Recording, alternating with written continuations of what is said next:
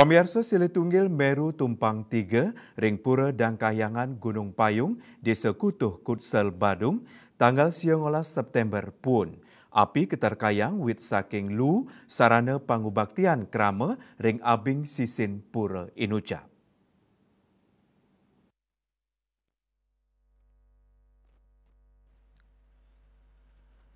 Kebakaran Inucap Ketarkayang memargi sawatara galah tigang sandi. Pini ke pertama, kepanggih oleh krama sane mekarya nampak pura Inucap. Krama sane mewasta astawa, ngaksiang asap tebal saking sisin pura. Dane raris nuju kena kebakaran, sinambi maut saha mademang api ring sisin abing Inucap.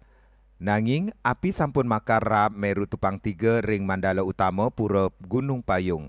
Bendesa Desa Adat Kutuh, Juru Nyoman Mesir sane talar maut saha menek antuk mademang api Inucap ngewedarang, sedurungnya ni Juru Mangku ngaksiang wenten asap, tur ngunduhang mangde krama sane mewasta astawa antuk nyelehin genah Inucap. Api ring dhuwur genah Meru Inucap sampun sida kepada mang oleh tetiga mobil kebakaran Mesir Narkayang, api rauh saking dupan sisan upacara sane kekutang ring abing sisin purane. Minabang taler korek sane kekutang ring abinge meledak, raris apinya ni menek. Mesir taler mausang, saking kebakaran Inucap keuningin memocol ring wewangunan fisik Ketarkayang kantos 300 juta rupiah durung upacara. Selanturnya ni, paiketan dane ring desa adat digelis pacang margiang upacara ring galah sane Jagirau, kedulurin antuk ngaturang upacara guru piduka. Yang tadi benar itu. Nah itu ternyata api ini nyusup ke dalam udah. Karena napi dan jok niki ke dalam dia. Di luar sudah mati. Ternyata di dalam masih nyala. Sehingga ada yang merembet sampai ke kayu ini yang susah kalau tidak bongkar. Ini ke yang terbakar nanti bangunan api mantan gitu. Meru Tumpang Telu. Kemudian satu gedong itu gedong Keunen ring Jumah ring Sawangan, Keunen Sawangan. Terus langkah selanjutnya apa jelas?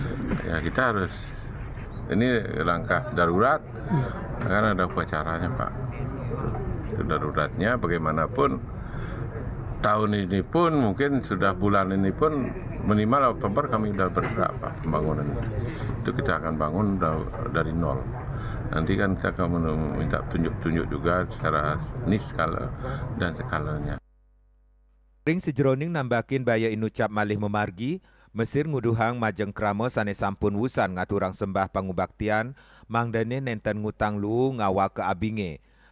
Ringgalah pungkuran, baik ketandane talar pacang wentenin margi anggen mobil damkar, rumasuk niagayang hidran, mangde sida digelis mademang api.